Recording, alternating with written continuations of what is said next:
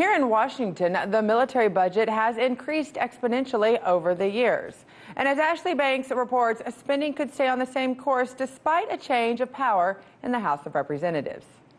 In the decade following the 9/11 attacks, military spending increased by 50%. Let's take a brief look at military spending over the last 10 years. According to reports, in 2008, defense spending was a little more than $790 billion. In 2009, the budget increased to $815. By 2011, military spending had increased to $855 billion. In mid-December of that year, the Iraq War had ended, but costs reached an all-time high. And in 2013, the budget fell to $746 billion.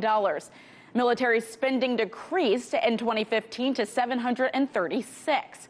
And in 2017, the budget increased to $818 billion, and again increasing in 2018 to $874 billion. As the graph shows, no matter who controls Congress, military spending goes up. Statistics show the United States regularly spends far more in its military than any other country. Experts predict by the year 2020, defense spending will exceed over $980 billion. According to reports, Representative Adam Smith is expected to become chairman of the House Armed Services Committee in January, and he is hoping to make several changes to the budget. His top priorities include cuts in the Pentagon's nuclear weapons modernization program. That's estimated to cost $1.2 trillion over the next 30 years. Oversight of special operations missions worldwide, and more inclusive policies for women and the LGBTQ personnel in the military. Also, Smith and Representative Eliot Engel have co-sponsored a bill to cut off military supplies to Saudi Arabia for its war in Yemen. But critics say even with Smith as the committee's chairman, the committee will remain a conservative body, likely pushing back on Smith. As a result, keeping the budget high. In Washington, Ashlee Banks, RT. For more, we go to Jeremy Kuzmarov, a professor at the University of Tulsa and author of the book, The Russians Are Coming Again. Thanks for joining us, Jeremy. Thank you. It's great to be here. So, Jeremy, I have to ask you, what would you say to all of the voters who believe that the Democrats winning the House will automatically mean they will now challenge President Trump's foreign policy agenda? Well, I don't think that's necessarily the case. The election hinged a lot on domestic issues, and a lot of the Democratic people who were elected actually have military backgrounds. There was an unusually large number of people with military backgrounds and military intelligence backgrounds in the race, so that doesn't portend well. And also often the Democrats have been attacking Trump sometimes from the right. You know, when Trump makes overtures towards American enemies like Kim Jong-un of North Korea or Putin, they start attacking him as being a traitor and selling out American interests. So we've had a lot of that kind of rhetoric coming from the Democratic Party and also the Russiagate probe. So that doesn't necessarily portend well for those who think that this military budget is going to come down and that the Democrats is a dovish party.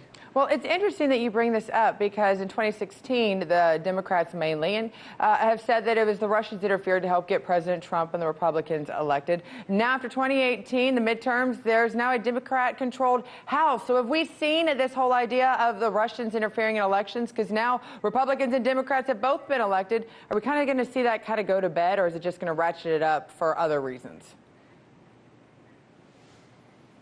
I think it's going to be ratcheted up for political reasons. I mean, I think the Democrats want to undermine Trump's agenda, just like the Republicans had tried to undermine President Obama's agenda, and I think they're going to play the Russia card. I mean, the new new head of the Intelligence Committee is likely going to be Adam Schiff, who's been very vocal in promoting the Russiagate and accusing Russia of many different misdeeds. So I think he's going to play a more prominent role now. And people like him he receives a lot of his funding from military defense industries.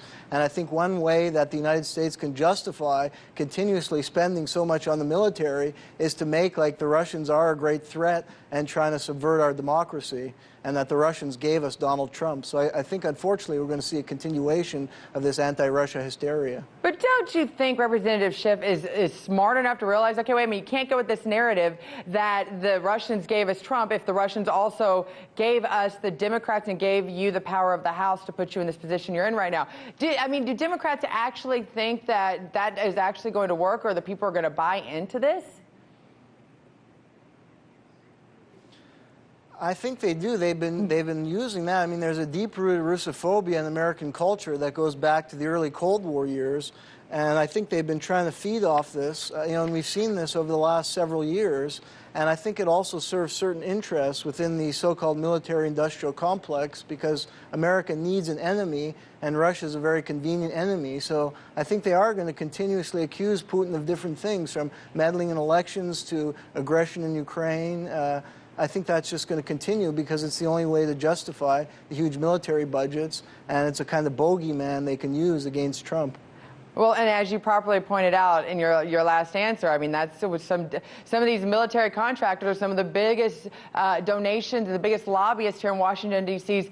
for the Democrats, but also the Republicans that get a large amount of funding for it. So let's actually ask, what is best in for the people right now? Would you not hope, especially having conversations by the Democrats and the Republicans in the House and Senate and with our military, that we could actually have a productive conversation that takes out all the drama and maybe actually be able to accomplish what our military needs, not necessarily what the politicians need in their back pocket? Yeah, I think that would be great. I mean, I think unfortunately, though, and the media plays a role in this, not RT, but other stations, are constantly referring to the Russian threat. And, you have a lot of sensationalistic headlines in the New York Times. They've been harping on this theme for well over a year now. So I think that creates a climate in the country that politicians are sometimes responsive to, and it makes it difficult for more dovish and sensible politicians to have success and to have influence when you have that kind of political climate and political culture shaped in large part by the media. But I would hope, yeah, that politicians can get together and can be realistic about what the threats are the United States actually faces and not exaggerate other threats, and can also realize that there are opportunities for diplomatic engagement with countries like Russia or China, and that we not further escalate conflict with those major nuclear powers. I mean, that could lead us down the nuclear abyss if the arms race continues, and both the major powers are continuously developing nuclear weapons and threatening each other.